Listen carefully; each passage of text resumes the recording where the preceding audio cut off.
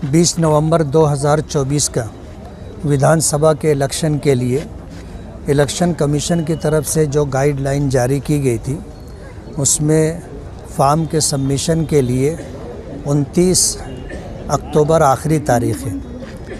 आज हमने फॉर्म मुकम्मल करने के बाद ला करके उसका सबमिशन किया और अल्हम्दुलिल्लाह फॉर्म मुकम्मल है और फॉर्म सबमिशन हो गया। उसके बाद हम लोग निकले हैं।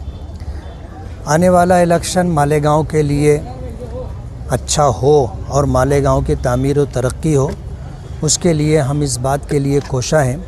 ऑल इंडिया मजलिस इत्तेहादुल मुस्लिमीन का मैं शुक्रगुज़ार हूँ कि उन्होंने मुझे उम्मीदवारी दी और पिछला टर्म भी मैंने मजलिस इत्तेहादुल मुस्लिमीन के परचम तले लड़ा था और इस मर्तबा भी मैंने उसी रास्ते को इख्तियार किया है।